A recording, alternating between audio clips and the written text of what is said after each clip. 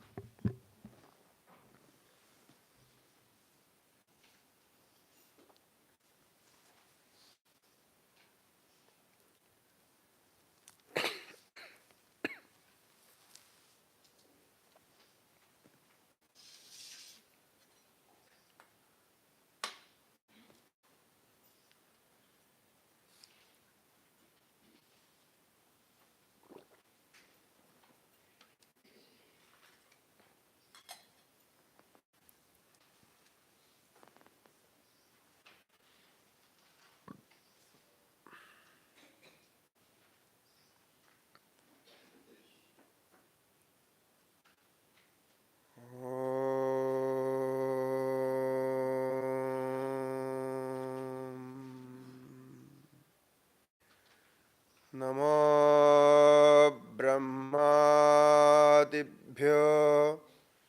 ब्रह्म विद्या संप्रदायकर्तृभ्यो वंश ऋषिभ्यो महद्भ्यो नमो गुरुभ्यः। सर्वोपप्लवरहितः प्रज्ञानघनप्रत्यगर्थो ब्रह्मैवाहमस्मि ब्रह्मैवाहमस्मि।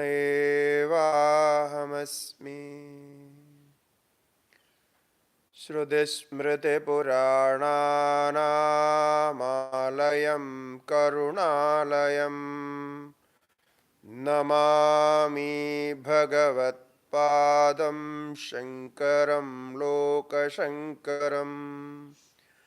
शङ्करं शङ्कराचार्यं केशवं बादरायणं सूत्रभाष्य कृतौ वन्दे भगवन्तौ पुनः पुनः।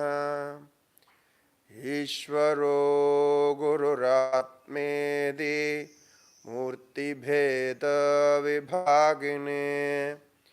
व्योमवद्व्याप्तदेहाय दक्षिणामूर्तये नमः। श्रीदक्षिणामूर्तये नमः।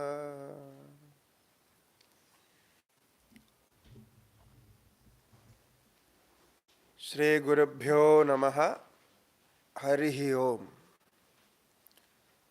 नमो नारायणाय।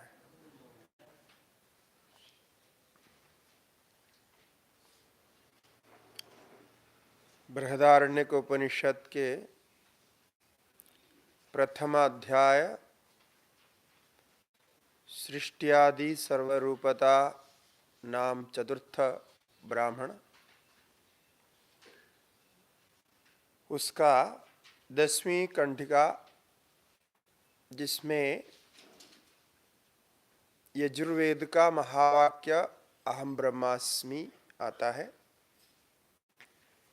इसी पर हम विचार कर रहे थे।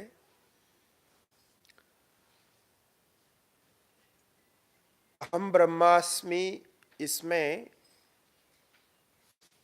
3 पद है। प्रथम पद अहम है, द्वितीय पद ब्रह्म शब्द है और तृतीय पद क्रियापद है, अस्मि शब्द है। जो भी वाक्य हो उस वाक्य में क्रिया जरूर होती है, क्योंकि क्रिया के बिना कोई वाक्य नहीं बनता। पतंजलि महर्षि ने व्याकरण भाष्य में ये कहा, वैसे तो सभी लोग अनेक पदों को जोड़ करके वाक्य मानते हैं, किंतु महर्षि का ये मानना है, उनका कथन है, एकतिंग वाक्यम, अर्थात एक क्रियापद जिसमें हो उसको वाक्य कहा जा सकता है। अर्थात वाक्य होने के लिए 2-3 शब्द होना आवश्यक नहीं है। एक शब्द को भी वाक्य कहा जा सकता है यदि वो स्वयं क्रियापद है। ये उनकी विशेष मान्यता है। ये वैसे तो संस्कृत में संभव है, अन्य भाषा में भी हो सकता है। जैसे कोई एक पद बोला, एक क्रियापद का प्रयोग किया, अस्ति, तो उस क्रियापद के साथ कोई कर्ता अवश्य होना चाहिए। अस्ति क्रिया का अर्थ है सह अस्ति, तो इस प्रकार वो वाक्य बन जाता है, ये उनका अभिप्राय है। इसलिए क्रियापद तो अवश्य रहेगा, क्रियापद का हम विचार करेंगे। दूसरा, क्रियापद से अतिरिक्त यदि एक से अधिक शब्द आता है एक वाक्य में, तो उसमें एक को कर्ता माना जाता है, मानना चाहिए, और दूसरे को कर्म मानना चाहिए, अर्थात ऑब्जेक्ट मानना चाहिए। ऐसा ही हम सामान्य वाक्य बनाते हैं। किंतु यदि वह क्रिया अकर्मक क्रिया है, ये थोड़ी सी व्याकरण की बात है। अकर्मक और सकर्मक क्रिया 2 प्रकार की होती है, ट्रांसिटिव, इंट्रांसिटिव, इसको इंग्लिश में कहते हैं। हिंदी में तो सकर्मक अकर्मक ही कहते हैं। आप गुजराती में क्या कहते हैं मुझे मालूम नहीं, सकर्मक अकर्मक हो। अब इसमें क्या है कि क्रियापद से अतिरिक्त जो 2 पद आता है, कोई एक से अधिक पद आता है, यदि वो क्रिया अकर्मक है तो उसमें जो अतिरिक्त पद आए हैं, 2-3 जितने पद आए हैं, उनको आपको विशेषण विशेष्य मानना ही पड़ेगा, और कोई रास्ता नहीं है। अब यहां हमारे यहां जो अस्मि पद है, क्रियापद, ये अकर्मक है, इंट्रांसिटिव है। इसीलिए इसमें जो 2 पद बाकी अतिरिक्त आया, अहम और ब्रह्म पद, ब्रह्म पद, दोनों परस्पर विशेषण विशेष्य भाव होगा। विशेषण विशेष्य भाव को देखते वक्त वहां यह नियम है कि किसको विशेषण बनाए, किसको विशेष्य बनाए। अभी जो ट्रांसिटिव, जो सकर्मक है, उसके बाद अलग है, किंतु यहां अकर्मक क्रियापद वाले वाक्य में जो एक से अनेक पद आया और उसको विशेषण विशेष्य के बिना आप वाक्य अन्वय नहीं कर सकते हैं, अर्थात वाक्य का संबंध जोड़ नहीं सकते हैं। ऐसी परिस्थिति में अनेक विशेषणों में कौन सा विशेषण होगा, कौन सा विशेष्य होगा, यानी एडजेक्टिव कौन सा होगा और जिसके लिए एडजेक्टिव है वो सब्जेक्ट कौन सा होगा, इसका भी निश्चय करने के लिए उसमें प्रधानता को देखनी पड़ती है, प्रधानता देखनी पड़ती है। अब प्रधानता का निश्चय कैसे होगा, यहां ध्यान दीजिए, ये बहुत इंटरेस्टिंग है कि कोई भी वाक्य में अनेक पद आने पर उसमें जो विभक्ति तो एक ही रहेगी, संस्कृत में तो एक ही विभक्ति रहती है, तो उसमें कौन प्रधान होगा, कौन अप्रधान होगा। जो प्रधान होगा वो विशेष्य बनेगा, जो अप्रधान होगा, अन्य में भी व्याप्त है, अप्रधान है, उसको विशेषण कहा जाता है। विशेषण के लिए यह कहा गया विशेषण लक्षण, विशेषण एक लक्षण भी होता है। इतर व्यावृत्ति परक विशेषण होता है, यानी विशेषण कहने पर अन्य की व्यावृत्ति होती है। व्यावृत्तिर व्यवहारो वा लक्षणस्य प्रयोजनम।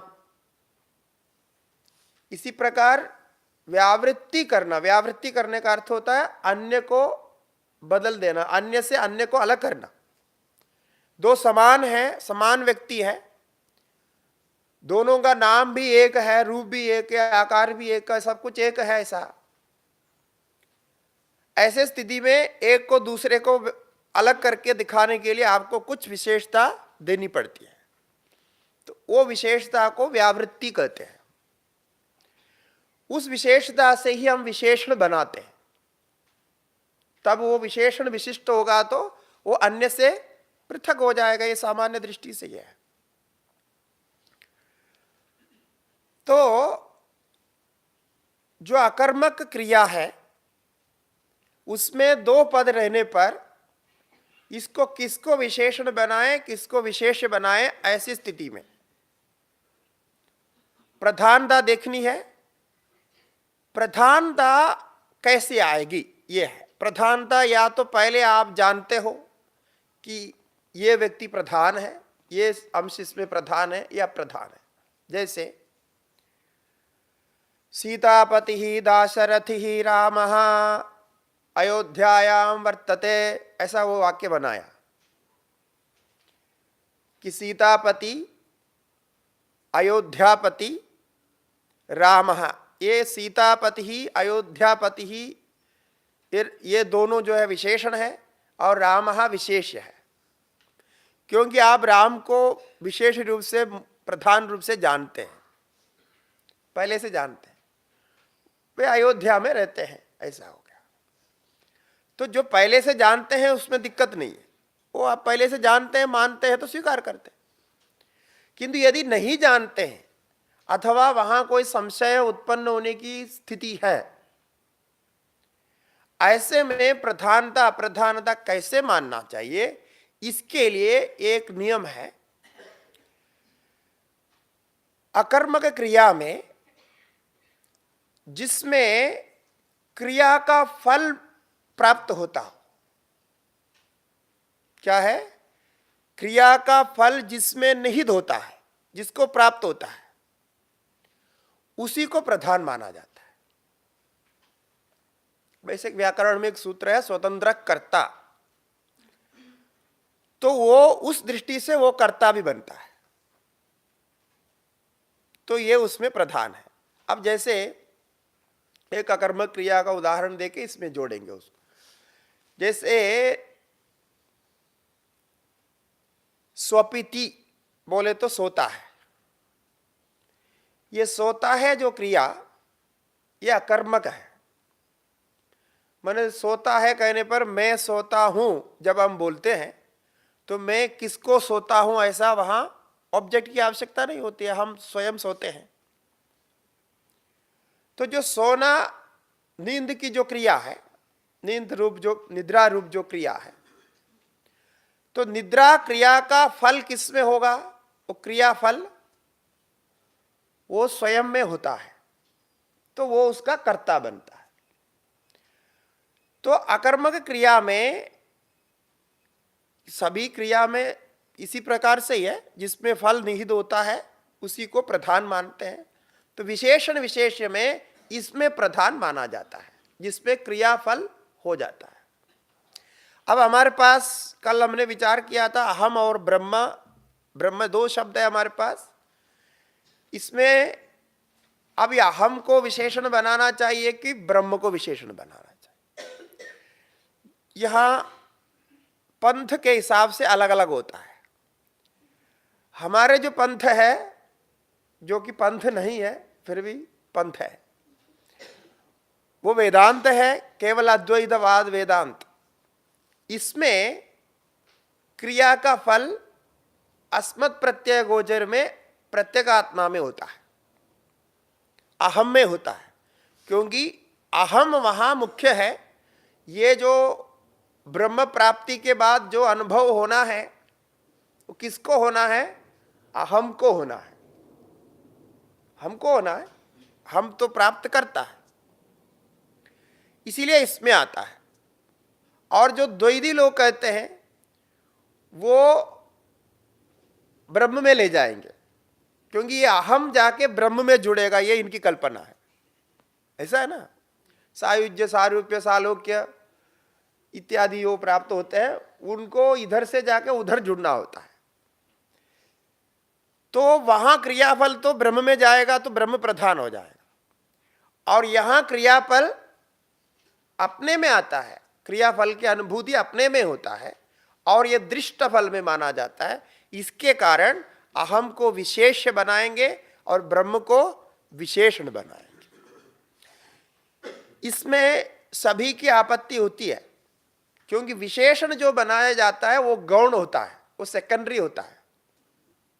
अब हमारे पास ब्रह्म तो बहुत बड़ा है, भगवान है, सबके सृष्टिकर्ता परमात्मा, और परमात्मा को आपने विशेषण बना दिया। आपका विशेषण किसका? आपका विशेषण कितना बड़ा गलत है। देखिए आप इतने जो मनुष्य, और आपका विशेषण बना दिया परमात्मा को, और आप विशेष्य है, माना आप राजा है और परमात्मा आपके साथ, ऐसा रहेगा। इसीलिए ये लोग द्वैधी लोग बहुत चिढ़ते हैं इसके कारण। ये कितना गलत अर्थ है, परमात्मा को इधर खींच रहा है, क्योंकि विशेषण विशेष भाव में ये तर्क में होता है। तो इसलिए इस प्रकार से होते हैं। ऐसा शास्त्रार्थ इसमें बहुत है, मैं थोड़ा आपको सुनाया, आप लोगों को समझ में आएगा करके ऐसा ही इसके को सुना। इसके ऐसे विस्तार करते जाते बहुत कुछ इसमें से निकलता। केवल इतने ही पाठ से, जो ये दो मंत्र है, जो नहीं ये 10वां कंडिका है या उसके साथ जो मंत्र है, इसी में से ही सारा वेदांत निकाल सकते हैं। सारे वेदांत इसमें है, जैसा अभी 5 सूत्र बताए ना, तो उसके अनुसार फिर बाकी जो आगे आ रहे हैं इसको प्राप्त करने के लिए साधन है। तो ये ब्राह्मण में सब कुछ बता दिया है इस प्रकार से। तो ये अहम ब्रह्मास्मि पद में हम अपने स्वरूप में ब्रह्म का अनुभव कर रहे हैं, तो स्वयं में ही होता है, इससे पर नहीं होता। अब हम इतने अंश के लिए, इतने अंश के वार्तिक देखेंगे, क्योंकि आगे जाएंगे फिर वो इधर उधर बदल जाएगा। तो इसी अंश का वार्तिक विचार करेंगे। वार्तिक के आपके पास जो पत्र प्राप्त है उसमें 467 पेज में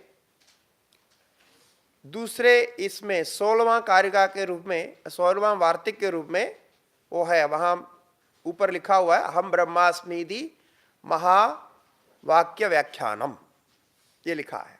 इसको देख रहे हैं अभी। नाज्ञादं किंचिदप्यस्ति नानापास्तं तमोप्यतः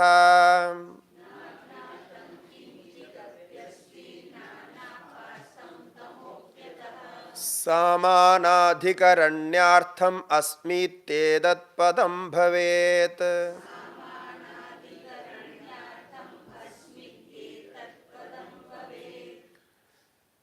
तो इसमें कहते हैं कि इसके नीचे टीका है, आप देखना चाहे तो टीका भी देख सकते हैं। वो 1416 ऐसा नंबर में नीचे आएगी। वो बाकी दो टीका ऊपर वाले श्लोकों का है। इसमें लिखा है आत्मनो अद्वयत्वे फलितमाहा। आत्मा अद्वय है, इसका प्रयोजन सारांश ये निकला, न अज्ञातम इत्यादि। तस्य अखंड एक रसस्य ज्ञानादित्यर्थः इदमेव अधः शब्दार्थः अहम इत्यादि व्याख्यासु अस्मि इत्यस्य अर्थमाह। हमने अहम पद, ब्रह्म पद और अस्मि पद तीनों को लिया, किंतु सुरेश्वर आचार्य अस्मि पद को पहले लेते हैं। ठीक है, कि तस्य अखंड एक रसस्य ज्ञानात्, उस आत्मा का अखंड एक रस का ज्ञान, अर्थात एक रूपत्व का ज्ञान को ही अखंड एक रस कहते हैं। खंडित का अर्थ होता है जिसमें अलग अलग भाग हो, विभाग हो, उसको कहते हैं खंडित। खंडित माने टुकड़ा टुकड़ा, इतना अर्थ, ये अर्थ नहीं है, ये भी अर्थ है एक, लेकिन यहां खंड का अर्थ होता है अवयव, अलग अलग पार्ट्स। तो जो पार्ट्सलेस है, पार्ट के बिना है, उसको कहते हैं अखंड। ये भी पार्टलेस है। तस्य अखंड एक रसस्य, एक रस है, एक रूप में है, आत्म रूप में, उसके ज्ञान से। ये कहां से आया? नाज्ञातम किंचिदप्यस्ति नापास्तम तमोप्यतः, यह आता शब्द का अर्थ है। क्योंकि वार्तिक में आप देखेंगे, वार्तिक के श्लोक सुरेश्वर आचार्य जी के जो श्लोक हैं, इतने माने रस भरे हुए होते हैं, उसमें एक शब्द भी, एक अक्षर भी अनावश्यक नहीं होता। एक ही छोटे से श्लोक में बहुत कुछ समेटते हैं, ऐसे बोलने की कला इनकी है। और कितने भी गंभीर विषय हो, वार्तिका पढ़ के देखेंगे तो उतने श्लोक में, छोटे से में वो पूरा कह देते हैं। आपने नैष्कर्म्य सिद्धि में भी देखा होगा, नैष्कर्म्य सिद्धि में भी इस प्रकार के हैं। अब वैसे श्लोक भाष्यकार आदि जो अन्य के श्लोक होते हैं सरल होते हैं, वो आपको पढ़ने से कुछ समझ में आता है। इसमें अन्वय बहुत ध्यान से करना पड़ता है कि कहाँ कहाँ कौन से शब्द लगाते हैं, और है तो सब कुछ उसमें रहता है, पक्का रहता है, लेकिन देखना पड़ेगा। इसमें जो अत शब्द है अंत में, उसका अर्थ है कि अखंड एक रस ज्ञान होने से। अब ब्रह्म और आत्मा में अखंड एक रस क्या है? सच्चिदानंद अखंड एक रस है, यानी दोनों में समान रूप से है। ये होने से इदमेव अत शब्दार्थ है, टीकाकार ने कहा, यही अत शब्द का अर्थ है। तो ऐसा होने से न अज्ञातम किंचिदपि अस्ति न अनपास्तम तमः, यहां कुछ भी अज्ञात नहीं है। कल हमने कहा था कि आत्मा अपने स्वरूप में हमेशा विद्यमान है, परमात्मा हमेशा विद्यमान है। परमात्मा को कभी आप छोड़ नहीं सकते, क्योंकि आपको आप छोड़ नहीं सकते।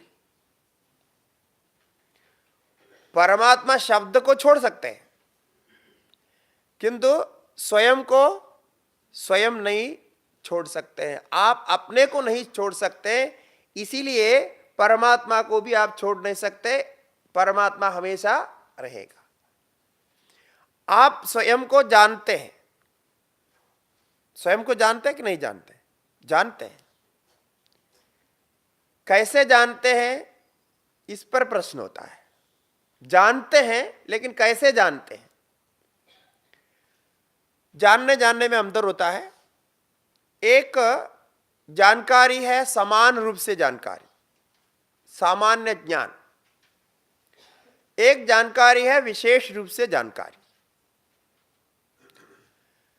हम अपने को जानते हैं, अपने स्वरूप को जानते हैं, इसमें जो सामान्य ज्ञान है वो सही है, यानी मैं हूं, मेरा अस्तित्व है, मैं स्वयं को जानता हूं, मैं जिंदा हूं इत्यादि प्रकार से जो ज्ञान है ये सही है, सामान्य ज्ञान सही है। लेकिन सामान्य ज्ञान बहुत समय तक सामान्य ज्ञान नहीं रहता है। जिसको भी आप सामान्य जानते हैं थोड़ी देर में आप उसमें विशेष कर जाते हैं। किंतु हमारे यहां क्या हुआ कि सामान्य ज्ञान तो ठीक है, मैं हूं इत्यादि जो ज्ञान ठीक है, विशेष ज्ञान में गलती हो गई। जो जो विशेष आपने लगाया उस मैं में वो गलत हो गया, ऐसी स्थिति है। इसलिए आप ये नहीं समझना आप अपने को नहीं जानते हैं, आप अपने को बहुखूबी जानते हैं, किंतु वो जानकारी में जो विशेष है, विशेषणता है, वो सारे गलत है। सामान्य ठीक है, जो सुषुप्ति आदि में सामान्य का अनुभव होता है वो अपने अस्तित्व का अनुभव है। इसलिए कहते हैं ना अज्ञातम किंचिद अस्ति, यहां कोई अज्ञात कुछ भी नहीं है, सब कुछ ज्ञात ही है, पहले से प्राप्त है। और तमो अनपास्तम न, तम मन अज्ञान, अज्ञान है ऐसी बात नहीं है। अनपास्त न मन अज्ञान अपास्त है, अज्ञान भी नहीं है, क्योंकि अज्ञान करके कोई तत्व मिलता ही नहीं है। हमें मिलता क्या है? वस्तु मिलता है, ज्ञान मिलता है, आत्मा मिलती है। अज्ञान करके कोई वस्तु मिलती नहीं है। इसलिए अज्ञान ना होने से अज्ञान से उत्पन्न सारे कार्य भी नहीं होते हैं। अज्ञान को सिद्ध नहीं कर सकता, ये इनका पक्ष है। इसीलिए अज्ञान से जो कार्य उत्पन्न हो रहा है उस कार्य को देकर के हम अज्ञान की कल्पना करते हैं, किंतु अज्ञान कोई वस्तु नहीं होती है। वस्तु नहीं होती है इसका अर्थ क्या है? अज्ञान को प्रमाण के द्वारा प्रमाणित नहीं कर सकते। जो जो वस्तु होती है वो प्रमाण के द्वारा ज्ञेय होता है। अब अज्ञान भी यदि वस्तु है, कुछ है अज्ञान करके कोई चीज, तब उसको ज्ञेय होना चाहिए था, लेकिन वो ज्ञेय होता नहीं। तो आप अपने को अज्ञानी मानते हैं? नहीं मानते? अज्ञानी मानते हैं। ये तो आप नहीं बोलने पर भी, आप बोलेंगे नहीं अपने को अज्ञानी मानते, लेकिन नहीं बोलने पर भी आप इधर आए बैठे हुए सत्संग में, इतने से पता चलता है अपने को अज्ञानी मानते, तभी तो है हम इधर बैठ कर विचार कर रहे हैं। ज्ञानी होता तो कोई आता ही नहीं था यहाँ। तो वो जो अज्ञान जो आप मान रहे हैं वो कहाँ मिलेगा, कैसे मिलेगा, ये इसका प्रश्न है। किस रूप में मिलता है? अज्ञान को यद्यपि कहा जाता है कि अज्ञान भी हमारा ज्ञान का विषय बनता है, ऐसा कहा जाता है, किंतु अज्ञान कभी विषय नहीं बनता। क्योंकि अज्ञान जब ज्ञान का विषय बनेगा तो अज्ञानत्व तो ही नष्ट हो जाएगा उसका, वो तो ज्ञान ही रहेगा। क्योंकि अधिष्ठान के ज्ञान के बिना फिर अज्ञान को आप कहाँ ढूंढेंगे? अधिष्ठान का ज्ञान हो गया तो अज्ञान का कोई अस्तित्व नहीं रहा। नैष्कर्म सिद्धि में शायद आपको स्मरण होगा, सुरेश्वर आचार्य जी ने वहां एक दृष्टांत दिया। अज्ञान नहीं मिलता है, अज्ञान होता नहीं है, अज्ञान पकड़ में नहीं आता है। इसके लिए कहा कि देखो अत्यंत अंधकार है, उस अंधकार वाले कोई गुफा है, कमरा है कहीं, तो आप अंधकार को जानना चाहते हैं कि अंधकार क्या चीज है, इसको देखना चाहते हैं, पकड़ना चाहते हैं। उसके लिए आप अपने हाथ में टॉर्च लेके जा रहे हैं, किसको जानने के लिए? अंधकार को जानने के लिए। तब अंधकार जाना जाएगा क्या? नहीं जाना जाएगा। कारण क्या है कि जो टॉर्च है, लाइट है, वो जाते ही अंधकार वहां से भाग जाएगा, वो जैसा चोर की तरह है, वो भाग जाएगा, फिर वो दिखाई नहीं पड़ेगा। तो अंधकार को कभी आप लाइट से नहीं जान सकते। इसी प्रकार आप अज्ञान रूप चोर को पकड़ने के लिए विचार रूप लाइट लेकर के चले तो अज्ञान वहां से निकल जाएगा। जैसा आप विचार करते जाएगा वहां से अज्ञान निकल जाएगा। स्थिति यही है। इसीलिए आप स्वयं अपने को अज्ञानी मानते तो है, लेकिन आप अज्ञानी हो ये आप स्वयं भी स्थापित नहीं कर सकते, स्वयं प्रामाणिक नहीं कर सकते, क्योंकि जब प्रमाण लेके आप विचार करने जाएंगे वो चला जाता है। ऐसे बृहदारण्यक वार्तिक में भी कई वार्तिकों में उन्होंने ये कहा है। इसलिए कहते हैं कि जब आप सच्चिदानंद ब्रह्म के बारे में विचार कर रहे हैं, आत्मा का सामान्य ज्ञान भी आपने मान लिया, तो फिर आपके अंदर वो अज्ञान नहीं रह सकता, तो अपास तो हो गया। इसीलिए अब क्या है कि हम ब्रह्म का स्वरूप इसलिए नहीं स्वीकार कर रहे थे, हम स्वयं को अज्ञानी मान रहे थे और ब्रह्म ज्ञान स्वरूप ऐसा मान रहे थे। तो जब ब्रह्म को ज्ञान स्वरूप जाना तो हम उसके स्वरूप के साथ अपने को मिला नहीं सकते, हमको बहुत दूर खड़े रहना पड़ता है कि वो तो ज्ञान स्वरूप है, सर्वज्ञ है, हम तो अज्ञानी है, अज्ञानी जीव है, हम कैसे कर सकते हैं, ये भाव था। तो उनके साथ कोई समानता नहीं हो सकती, मतलब एक बेंच पे नहीं बैठ सकते, दोनों समान स्तर के नहीं है। किंतु जब आपसे वो अज्ञान निकल जाएगा, आप ये समझेंगे मेरा स्वरूप सच्चिदानंद आत्मा है, यानी वो सामान्य ज्ञान से, अभी विशेष ज्ञान ना भी हुआ, सामान्य ज्ञान से भी हम समझेंगे कि मेरा स्वरूप सच्चिदानंद ही है और मेरे अंदर अज्ञान नहीं रह सकता, क्योंकि मेरे विचार जो है अज्ञान को रहने नहीं देता। परोक्ष ज्ञान से भी ये फायदा होता है। अपरोक्ष ज्ञान से तो अनुभूति होती है, परोक्ष ज्ञान होने पर भी इतना तो आप मान ही लेते हैं कि हमारे अंदर उस प्रकार का कोई दोष वस्तुतः नहीं है, हमने मान रखा है, वो बात अलग है। इस प्रकार दोनों को अलग करते हैं, तब जाकर सामानाधिकरण्यार्थम, सामानाधिकरण्य करते हैं, यानी समान विभक्तियों में जो आता है उसको बोलते हैं सामानाधिकरण्य, एक टेक्निकल टर्म है। समान रूप से जिनको बराबर कहा जाता है, जैसा विशेषण और विशेष्य, विशेषण विशेष्य में समान विभक्ति लगते हैं तो दोनों का संबंध होता है। और ये सामान अधिकरण्य से वस्तु एक ही होती है। मान जैसे ये लाल पुष्प है ऐसा कहा, रक्त पुष्प, तो इसमें जो रक्त वर्ण है और पुष्प रूप जो वस्तु है, अब दोनों अलग नहीं है, तो रक्तम पुष्पम ऐसे समानाधिकरण प्रयोग होता है। समानाधिकरण्य इन दोनों में रहने वाले धर्म होता है और उसमें वो समानता मानी जाती है।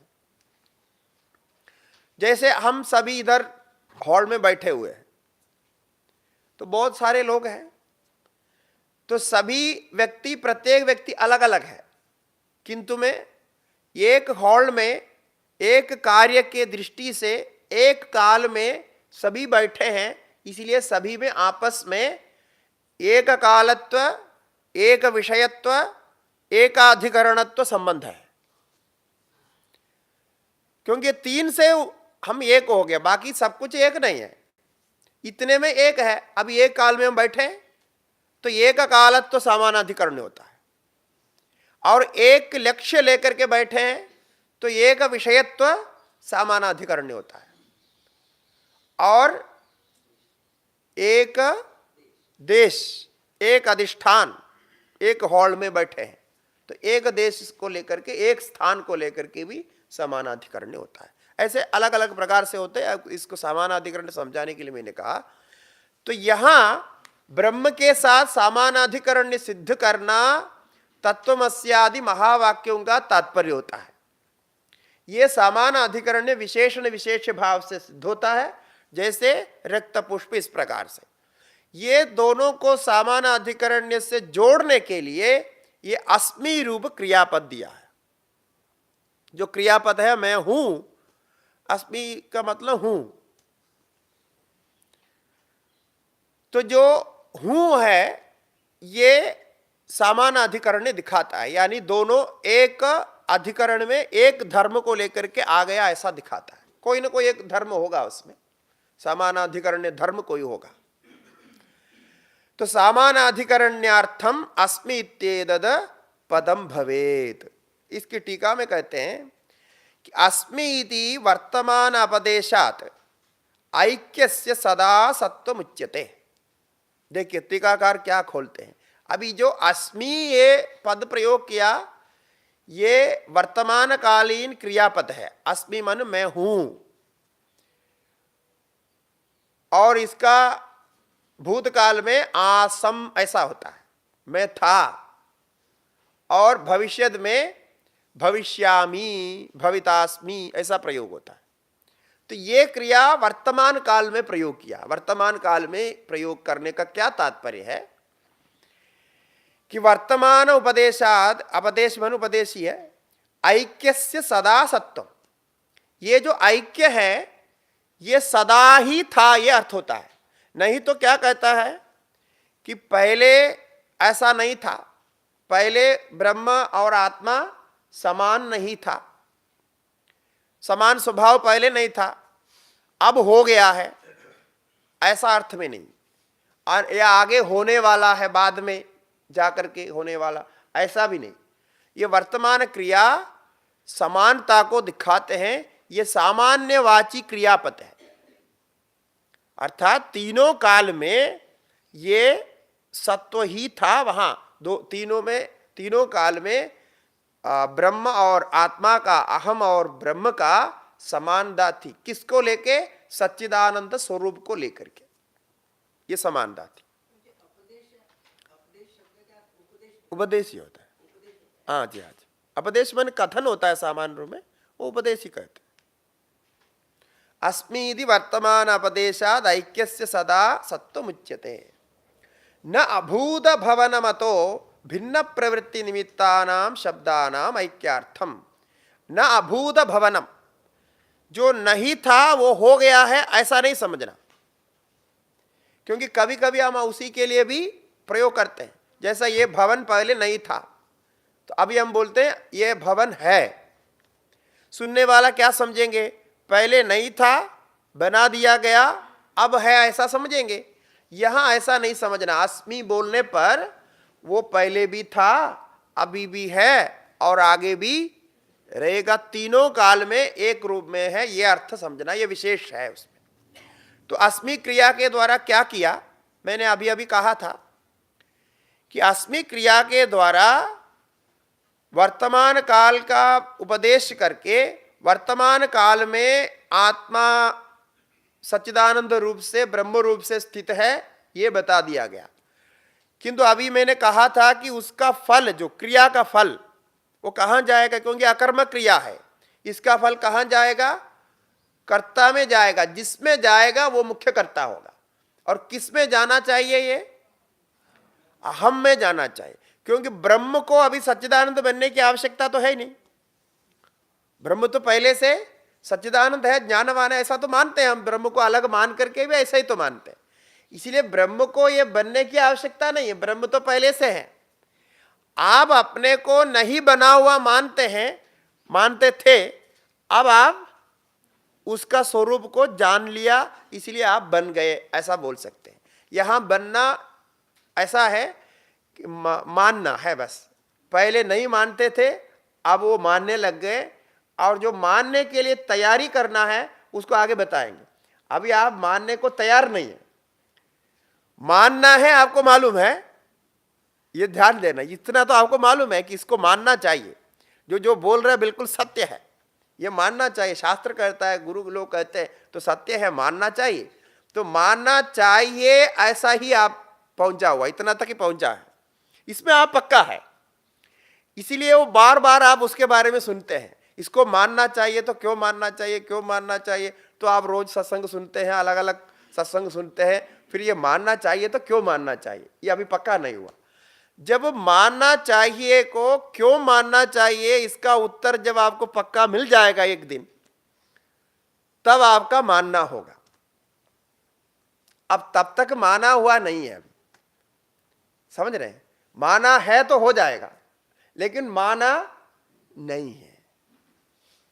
स्वीकार करना चाहिए, लेकिन स्वीकार किया नहीं है। स्वीकार करने के लिए, वो होने के लिए कुछ साधनों की आवश्यकता है, क्योंकि अभी क्यों क्यों क्यों ये लगा हुआ है। हमारे विपरीत ज्ञान बाधक है, विपरीत ज्ञान ये प्रश्न खड़ा करता है।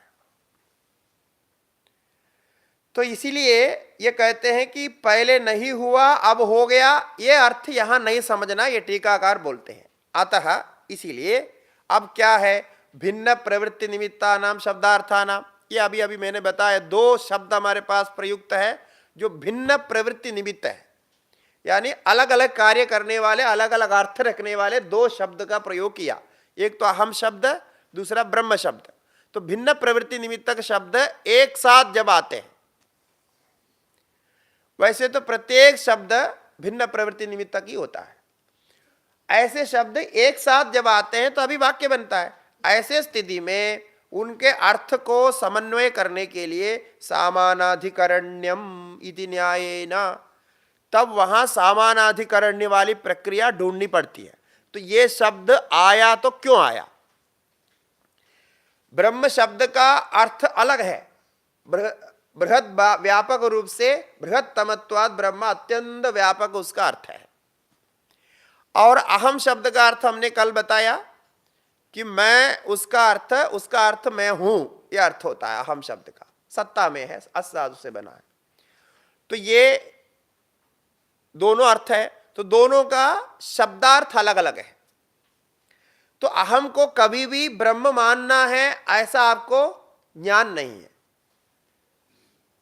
ब्रह्म मानना चाहिए कि नहीं मानना चाहिए, इसका कोई तर्क आपके पास नहीं है। इसलिए दोनों शब्दार्थ अलग होने पर दोनों को जोड़ना पड़ेगा, जोड़ करके परस्पर समझना पड़ेगा। समझने के लिए क्या है, दो शब्द को जोड़ते वक्त क्या क्या प्रक्रियाएं होनी चाहिए, उसको जोड़ेंगे। शब्द को जोड़ना का मतलब अर्थ को जोड़ना है, केवल शब्द जोड़ने से कोई तो होता नहीं, अर्थ को जोड़ना है। अर्थ को कैसे जोड़ा सकता है? समझ के अर्थ जोड़ा सकता है। शब्द को आप बोल करके जोड़ सकते हैं। इसलिए जो कथा आदि करते हैं ना, बहुत अच्छा प्रवचन करते हैं, शब्द जोड़ने में बड़े उस्ताद होते हैं, और ऐसे ही अच्छे अच्छे शब्द जोड़ देते हैं, आपको बहुत अच्छा सुनाई पड़ता है।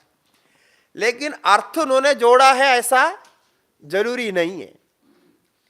ऐसा होता है, हम कई बार शब्द को ही जोड़ते हैं, अर्थ को नहीं जोड़ते हैं। यहां अर्थ को जोड़ने में तात्पर्य है, शब्द तो जोड़ना ही है, शब्द बोलने के लिए शब्द जोड़ना पड़ेगा, लेकिन अर्थ भी वहां जुड़ना चाहिए। तो इसके लिए सामानाधिकरण्य न्याय का प्रयोग किया। अहम ब्रह्म पदयो, अहम और ब्रह्म पद, इन दोनों का ऐक्य वृत्तितया, ये यहां मुख्य है।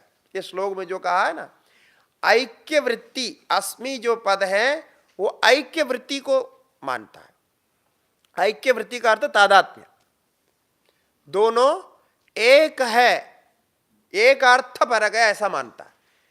ये वेदांत की विशेषता है। माने थोड़ा भी हम अंदर नहीं करते हैं, ये तादात्म्य ही है, जो अहम है वो ही आत्मा है। ये हमारे पास प्रमाण है, छांदोग्य उपनिषद प्रमाण है। अहम इत्यादेश, अहम पुरस्ताद, अहम पश्चाद, अहम उत्तरद, अहम दक्षिणतः, ये बोलते हैं वहां। तो अहम ब्रह्म शब्द के, आत्मा शब्द के स्थान पर अहम शब्द भी रखते हैं, आत्म शब्द भी रखते हैं। अहम आदेश हो जाता है। आदेश का अर्थ होता है एक को हटा के दूसरे को उसको स्थान में रखना। तो ऐसा करके तत्सिद्ध्यर्थम इदम पदम इत्यर्थः, उसी के सिद्धि के लिए ये जो अस्मि पद है ये प्रयोग किया गया है सामानाधिकरण्य में, दोनों में ऐक्य दिखाने के लिए।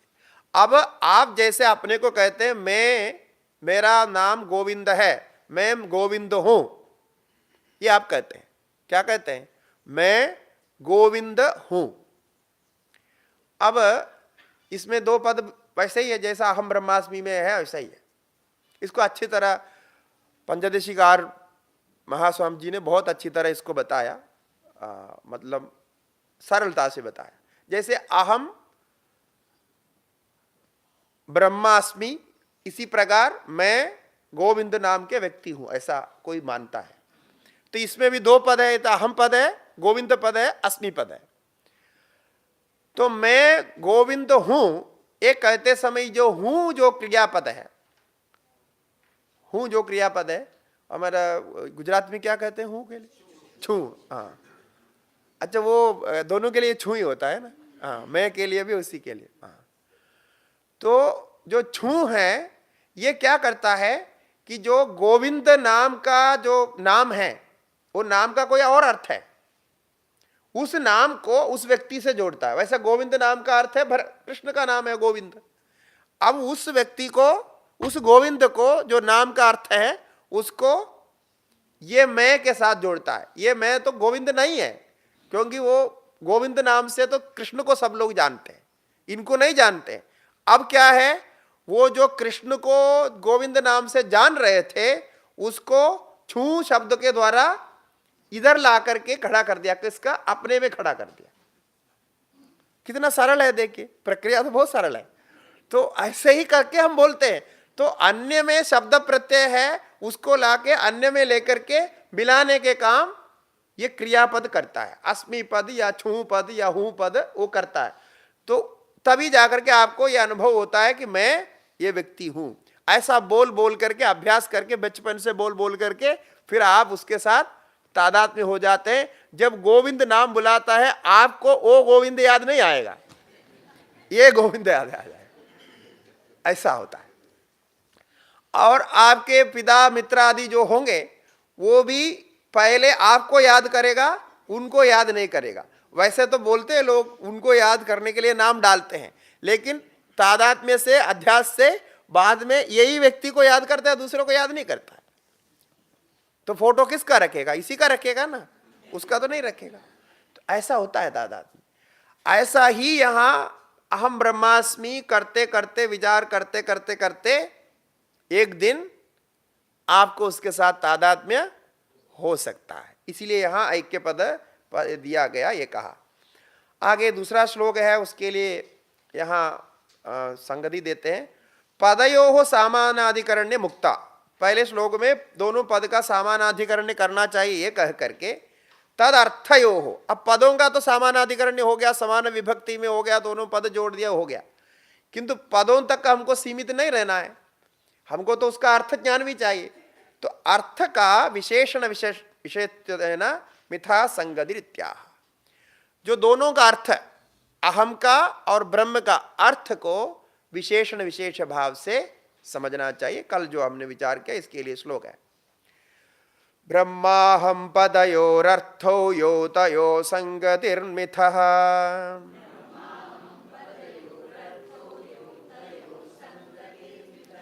अहमर्थो विशेष्योत्र तत्प्राधान्य प्रसिद्धितः।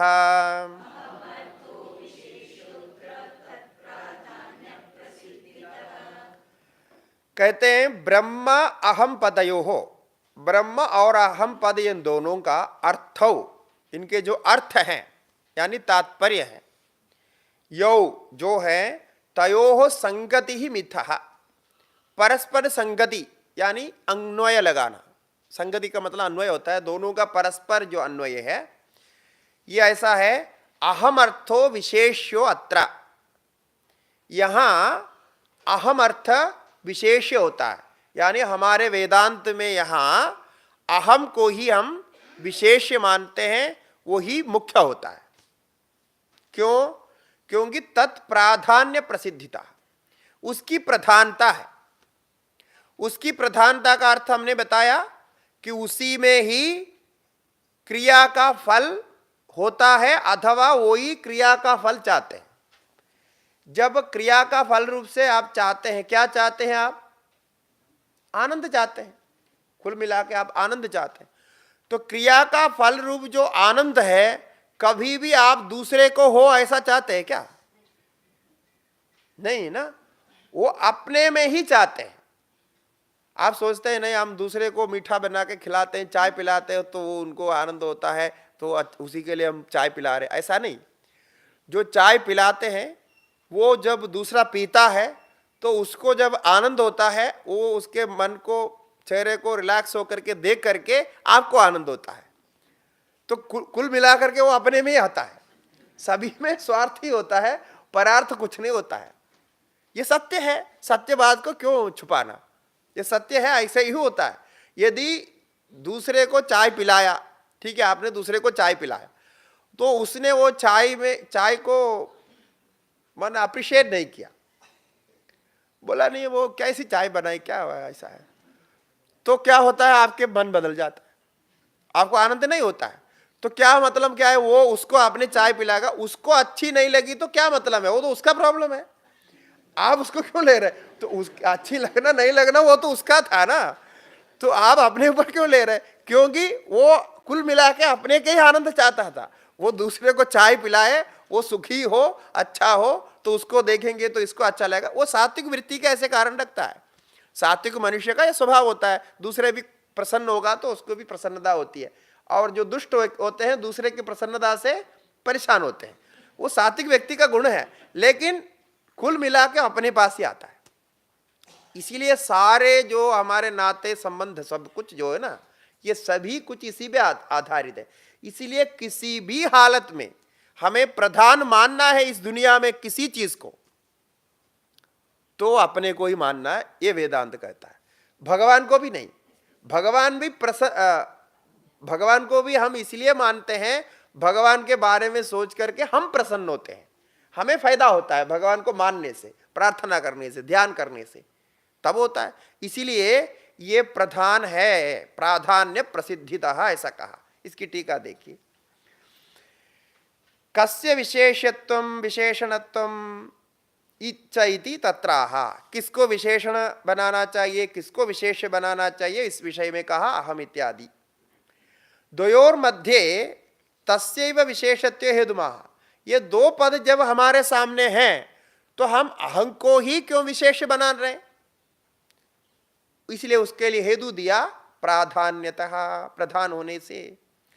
अहम शब्दवाच्यस्य आत्मार्थस्य सर्वशेषिणः प्रधानतया प्रसिद्धत्वेन उद्देश्यत्व संभवाद इत्यर्थ। टीकाकार ने स्पष्ट कह दिया कि जो अहम शब्द वाच्य कौन है, यह आत्मा है, यह है आत्मा अर्थ, और वो क्या है, सर्वशेषी है। अभी मैंने कहा ना, सब आत्मा के लिए ही प्रिय होता है, सबका शेषी यानी सबके पीछे लगने वाला यही होता है, सब इसी के लिए ही होता है। शेषी का मन जिसके लिए प्रयोजन होता है उसको बोलते हैं शेषी। शेष मन जो अंग है, प्रयोजन है, वो इसके लिए होता है। जैसा अन्न है, अन्न किसके लिए, हमारे लिए, ऐसा उसको शेषी कहते हैं। तो सर्वशेषी है, सबका ये प्रधान है, सबके पीछे ये लगेगा। तो जिसका भी ज्ञान आपको होता है वो अपनाने के लिए आप अपने स्वरूप को, अपने को ही वहां जोड़ देते हैं। कोई किसी प्रकार से जोड़ते हैं, कोई किसी प्रकार से जोड़ते हैं, इतना ही अंदर है, लेकिन सर्वशेषी आप ही है, इसलिए आप ही प्रधान हो। ब्रह्म प्रधान नहीं, ईश्वर प्रधान नहीं, कुछ नहीं होता, वो सब नहीं है, वो स्वयं ही वहां प्रधान होता है। और प्रसिद्धत्वेन उद्देश्यत्वात्, यही उद्देश्य है, लक्ष्य है। यो वाक्य में कोई उद्देश्य होता है, उद्देश्य का माने जिसके लिए सब प्रयोजन सिद्ध होता है उसको उद्देश्य कहते हैं। अब ये सारे टेक्निकल टर्म यहाँ आना ही है, इसको छोड़ के हम नहीं जा सकते, जो लिखा हुआ हमको बोलना ही पड़ेगा। तो ये सब टेक्निकल टर्म है, वो ज्यादा कुछ नहीं, वही चीज को अलग अलग शब्द से बोलते हैं। अब आगे जो आधा श्लोक दिया है उसके लिए है, 18वां श्लोक के लिए, अहम अर्थ स्वरूप निश्चायकत्वात् ब्रह्म अर्थः तस्य विशेषण मिथ्या।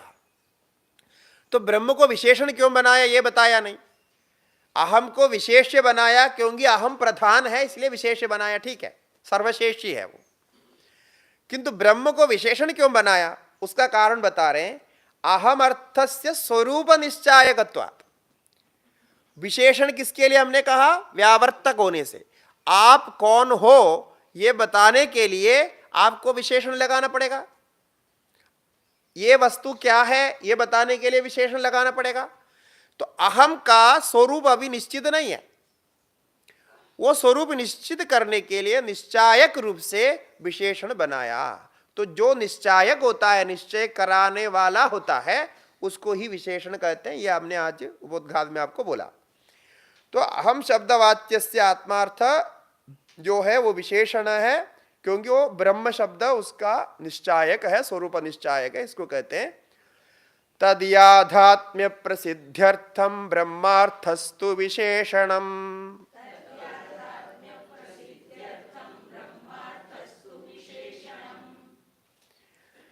तो तद याथात्म्य प्रसिद्ध्यर्थम, तद शब्द से अहम को लेना, जो अहम के शब्द के अर्थ का याथात्म्य ज्ञान के लिए ब्रह्मार्थ विशेषण बन गया।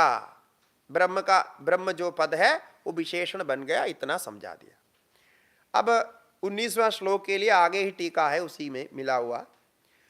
भवतु अहमर्थस्य सर्वशेषित्वेन प्राधान्यम ब्रह्मार्थस्य तद निश्चायकत्वेन तादर्थ्यम तथापि विपरीतम विशेषण विशेषत्वम किम न स्याद् इत्याशंक्या। ये पूछ रहे हैं कि ये तो ठीक है, अहम अर्थ जो है प्रधान है, इसलिए आपने उसको विशेष्य बनाया, ठीक है, और ब्रह्म अर्थ जो है निश्चायक है, वन ये पहचान कराता है, पहचान कराने के कारण उसको आपने विशेषण बनाया। ये आप कह रहे हैं, उल्टा क्यों नहीं होता? ब्रह्म को प्रधान मान करके विशेष्य बनाए और अहम को निश्चायक मान से। ब्रह्म कौन है? अहम है, ऐसा बोल सकते हैं। अभी अहम कौन है? ब्रह्म है, ऐसा आप कह रहे हैं। उल्टा कहेंगे ब्रह्म कौन है? ब्रह्म क्या है? तो अहम है, ऐसा भी तो बोला जा सकता है। ऐसा क्यों नहीं बनाया आपने? जो द्वैधी लोग ऐसा कहते हैं, तो उसी प्रकार क्यों नहीं बनाया? तो तत्स्वरूपमः, उसका स्वरूप कहते हैं। विशेषणानां संबंधो विशेष्येण विशेषणैः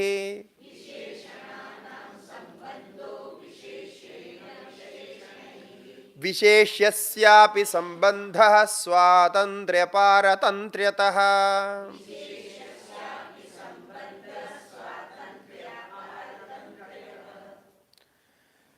अब देखिए, इसका हेतु बताया, स्वतंत्रता और परतंत्रता, ये हेतु बताया। इसके कारण हम विशेष विशेषण बनाते हैं। जैसे विशेषणानाम संबंध विशेष्येण, ये नियम है। विशेषणों का संबंध किसके साथ होता है? विशेष्य के साथ होता है। और जिसका संबंध, विशेषणों का संबंध जिसके साथ होता है उसको ही विशेष्य कहते हैं, उसका स्वरूप ही ऐसा है। अब क्या है, यहां जो विशेषण का संबंध विशेष्य के साथ होने का नियम होने से, जिसके साथ जिसका संबंध होता है, जिसका संबंध होता है वो गौण होता है, और जिसके साथ होता है वो मुख्य होता है। ये सर्वत्र ऐसा देखा जाता है।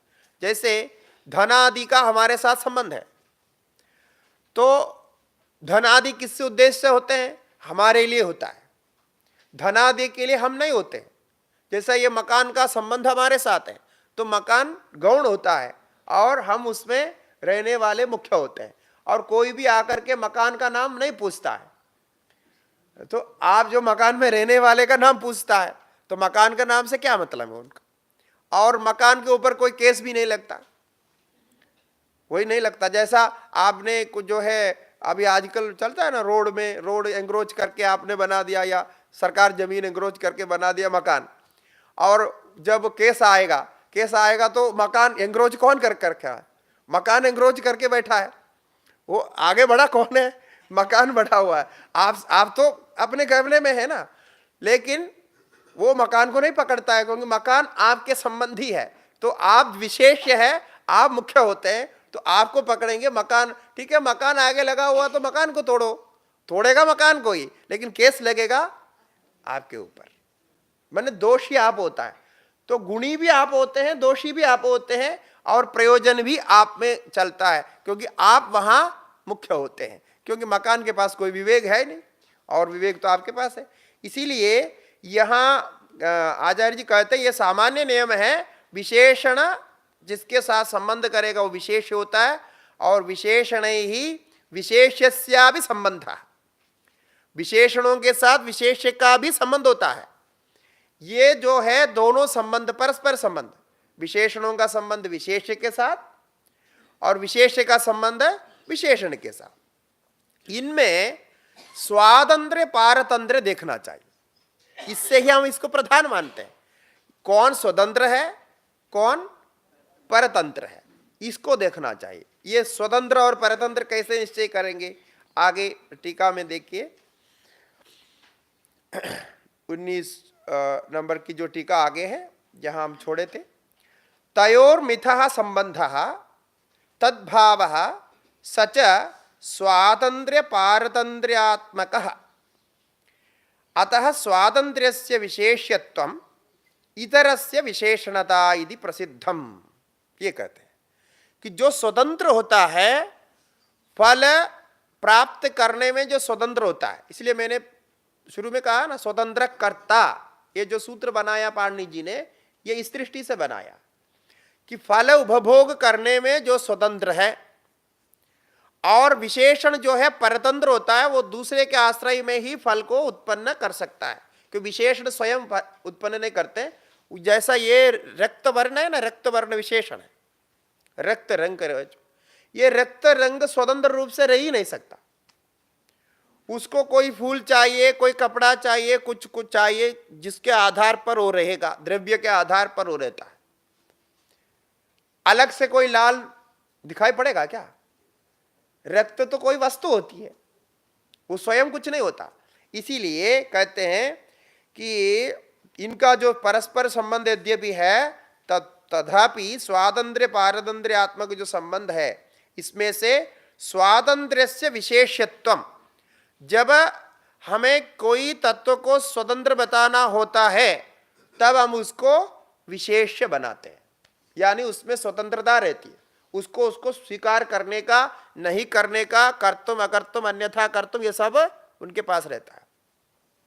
इतरस्य, और उसके साथ दूसरा जो आ गया उसको विशेषण माना जाता है, इसलिए इसकी प्रधानता आ जाती है। यह प्रसिद्ध है। अब स्वातंत्र्य, अब स्वातंत्र्य आपने मान लिया, तो क्या ब्रह्म स्वतंत्र नहीं है? अब ब्रह्म को आपने विशेषण बनाया, ब्रह्म स्वतंत्र नहीं है क्या? ब्रह्म को तो सर्वतंत्र स्वतंत्र कहते हैं, वो तो सभी में व्याप्त है।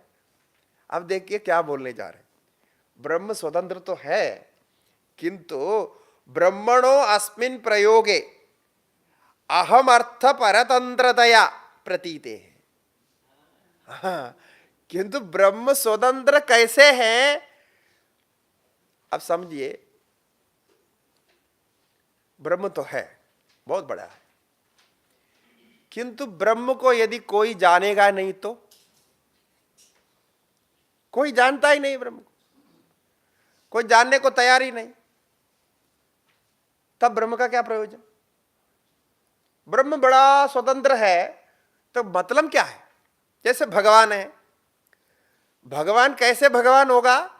जब भगवान को सब लोग पूजेंगे, मानेंगे, स्वीकार करेंगे, तब भगवान होता है।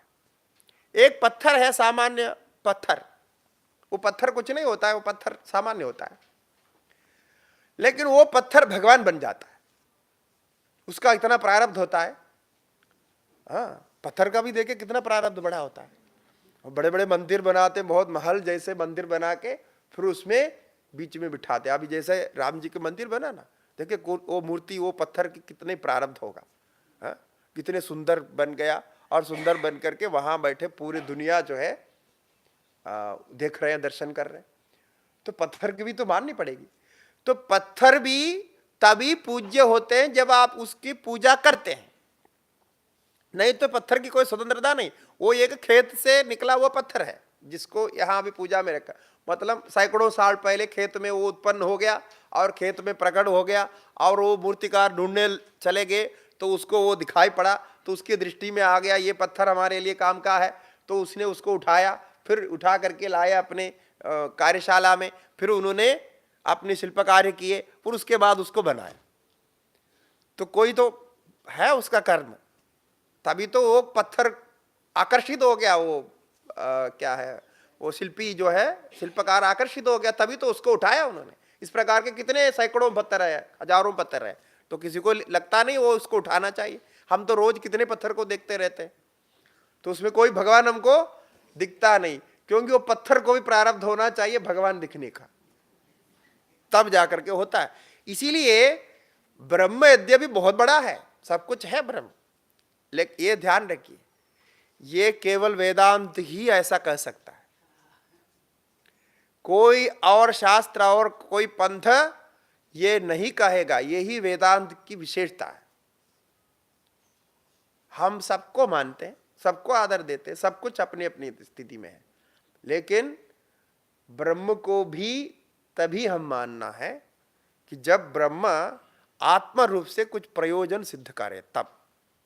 इसलिए कहते हैं कि यहां ब्रह्मणो अस्मिन प्रयोगे, ब्रह्म का इस प्रयोग में, क्योंकि आपको अच्छा नहीं लगेगा ब्रह्म को, मैंने पहले बोला ना, विशेषण बना के आपको अच्छा नहीं लगेगा, छोटा कर रहे हैं ब्रह्म को। तो अहम अर्थ परतंत्रतया, ये ब्रह्म यहां अहम अर्थ का परतंत्र है, यानी अहम अर्थ के अधीन है।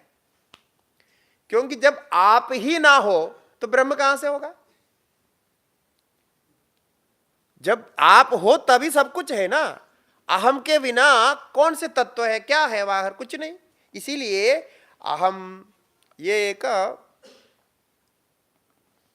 भगवत गीता में भी भगवान ने कहा है कि ये जो कुछ ब्रह्मणो अहम प्रतिष्ठा, देखिए ये केवल वेदांत में इधर कह रहे ऐसी बात नहीं है। ब्रह्मणो अहम प्रतिष्ठा, कि ब्रह्म की भी प्रतिष्ठा कहां है? अहम है, आत्मा, आत्मा में ही है, उसके बिना नहीं है। इसका मतलब ब्रह्म को, ब्रह्म का ज्ञान भी अहम रूप में ही होता है, इसीलिए ब्रह्म ब्रह्म है। यदि अहम को ही निकाल देंगे तो चेतनत्व ही निकल जाएगा उसमें से, अस्तित्व, चेतनत्व, ये सारे निकलने के बाद फिर क्या रह जाएगा? ब्रह्म को क्या मानेंगे आप? नहीं रहेगा। इसीलिए ब्रह्मणो विप्रदिष्टाहम अमृतस्य अव्ययस्य च शाश्वतस्य च धर्मस्य सुखस्य एकांतिकस्य च, एक 14 अध्याय के अंत में है। तो ये हाँ वहां भी कहा।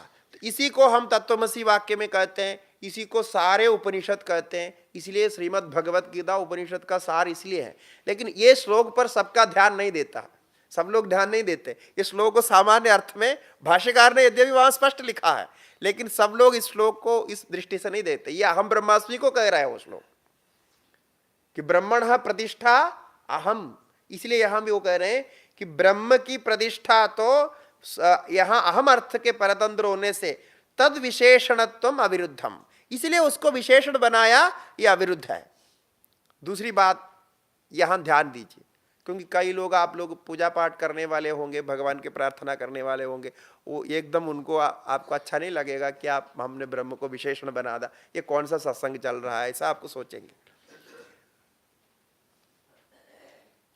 ये जो ब्रह्म को हमने विशेषण बनाया, ये ब्रह्म को कभी भी अपमान नहीं लगेगा। ये आप सोचना नहीं कि ब्रह्म को हमने अहम का विशेषण बना दिया तो ब्रह्म अपनी निंदा मान लेंगे, अपमान मान लेंगे और आपको श्राप देंगे। ये कैसा कर दिया, तुम हमको पीछे कर दिया, ऐसा श्राप दे। यही तो आप डरते हैं ना। भगवान को अपने अंदर बिठाने में सबसे ज्यादा डर क्या है? कि भगवान को हम अपने अंदर बिठाएंगे तो वो अशुद्ध हो जाएगा, भगवान के अपमान ना होगी, इसलिए हम भगवान को अंदर नहीं बिठाते हैं। भगवान को हम बाहर ही बिठाते हैं, बाहर रखा। ये साइकोलॉजी है, समझिए। वो ये अंदर जाने से पता चलेगा कि क्यों नहीं बिठाना चाहते। भगवान तो बार बार कह रहे हैं सर्वभूताशय स्थितः हृदि सर्वस्य विष्ठितम, ईश्वर सर्वभूतानां हृदय से अर्जुन तिष्ठति। भगवान तो सर्वत्र ये कहा, उन्होंने ये नहीं कहा कि हम अमुक मंदिर में रहते हैं, ऐसा नहीं कहा। वो तो हृदय में बैठना चाहते हैं, आप बिठाओ बिठाओ, मैं वहां बैठा हूं, ये बोल रहे हैं। हम बोल रहे हैं नहीं नहीं, आप मंदिर में बैठिए, हम तो पूजा करेंगे, यहां ठीक नहीं है जगह। ये इसे कहते हैं, क्योंकि हमको डर लगता है कहीं हम भगवान को अंदर बिठा दिया, भगवान नाराज हो गया तो शाप दे देंगे, फिर हमारा सब व्यवसाय चौपट हो जाएगा। ऐसा हम नहीं करना चाहते, ऐसा नहीं होगा। वेदांत का अधिकारी ऐसा नहीं कर सकते। इसलिए ये आप बिल्कुल निश्चिंत रहिए, ऐसा जानने से, ऐसा मानने से ब्रह्म कभी आपसे नाराज नहीं होगा। ब्रह्म आपके साथ पूर्ण रूप से प्रकट हो जाएगा। ये कठोपनिषद में है ना कि जो आत्मा रूप से वो स्वीकार करता है, आप अपने को आत्मा रूप से उस भगवान को यदि स्वीकार करता है तो विवृते तनुम स्वाम, ऐसा कहा, तब आपके अंदर वो आत्मा प्रकट होती। देखिए ये विषय सोचना भी कितना आनंद का विषय है कि भगवान स्वयं हमको बता रहे हैं कि तुम आप मुझे अपने अंदर बिठा दो, मानो तो मैं तुम्हारे लिए सब कुछ सिद्ध करके देता हूं। ऐसे भगवान गारंटी दे रहे हैं, तब भी हम कहते हैं नहीं, नहीं होगा। क्यों ऐसा है? क्योंकि हम अपने को अत्यंत अशुद्ध मान के बैठे हैं और पूरा कलंक हमारे अंदर है। ये कलंक को आपको निकालना पड़ेगा, साफ करना पड़ेगा, ये छोड़ना पड़ेगा। भगवान आपके अंदर बैठने को तैयार है। भगवान ने ये नहीं कहा कि हम जो पूजा पाठ करते हैं उन्हीं के अंदर बैठेंगे या दूसरे के अंदर नहीं बैठेंगे, ऐसा कहा है क्या? कहीं नहीं कहा। उन्होंने कहा मैं सबके अंदर बैठा हूं, सर्वस्य चाहम, ये कहते हैं। वहां कोई शुद्ध अशुद्ध की भी विचार नहीं किए, कोई जाति पाति के भी विचार नहीं किए, कुछ नहीं बोला, सर्वस्य चाहम हृदय सन्निविष्टो। फिर हमको आश्चर्य होता है कि हमारे जो आचार्य जो लोग रहे होंगे उन्होंने क्यों ऐसा सिखाया कि आप अंदर बिठाने की जगह बाहर बिठा दो। बाहर बिठाने की जरूरत इसलिए है, ये आगे बताएंगे, देवाराधन परदा, ये भाष्यकार स्वयं कहेंगे, तब हम बताएंगे उसकी जरूरत। लेकिन यहां जो है हम ब्रह्म को विशेषण बनाने का अर्थ है कि अहम के रूप में ब्रह्म को एक ही आसन में अंदर बिठा रहे हैं। वो अंदर ही है, क्योंकि अहम का अनुभव अस्मत् प्रत्यय गोचरत्वेन होता है, तो अंदर ही है। इसीलिए वहां आप विशेषण बना दो, कोई दिक्कत नहीं। अविरुद्धम कहा, ये कोई विरुद्ध कथन नहीं है, ये बिल्कुल हो सकता है। तो आगे इसका एक और पंक्ति है, मूल संबंधादृदे तस्य अधिप्रसंगत्व आशंक्य तादात्म्यमाहा।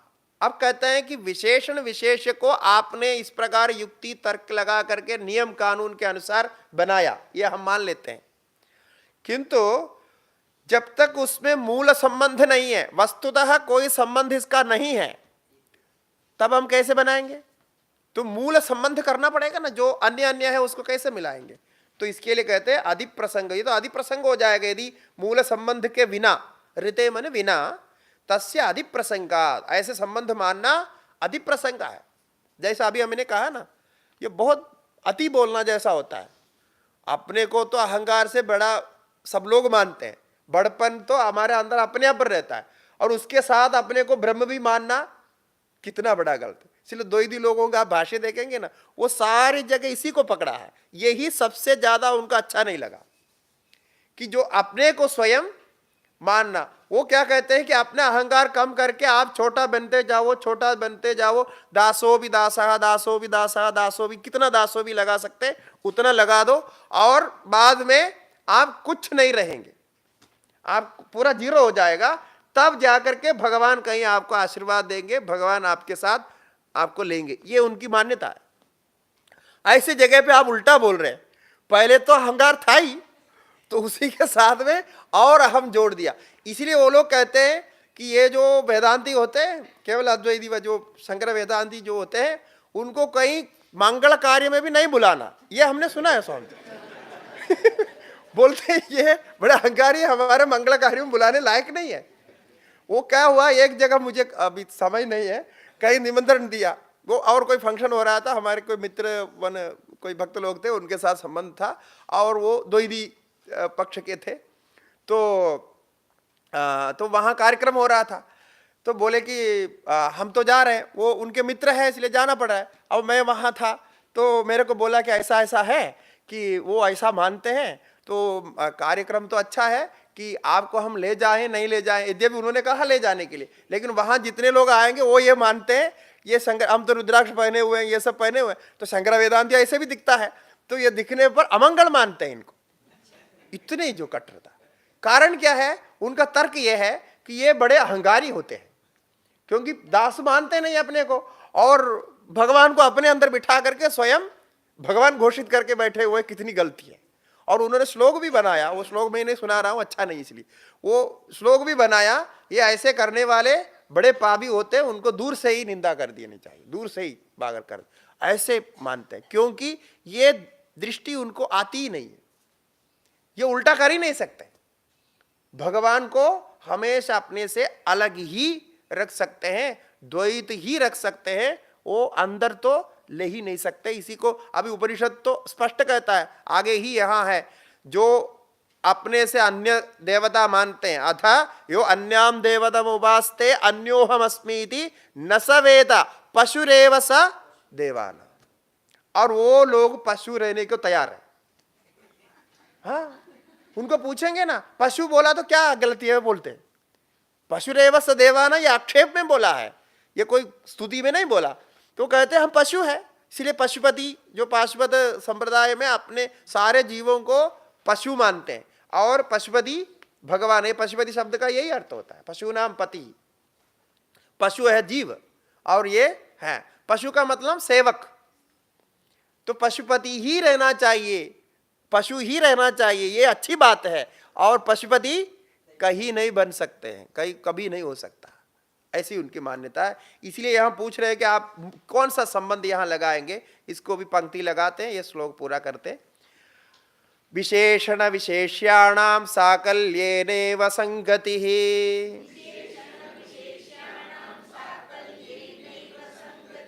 उपात्तान्योन्य रूपाणाम विशेषण विशेष्यता।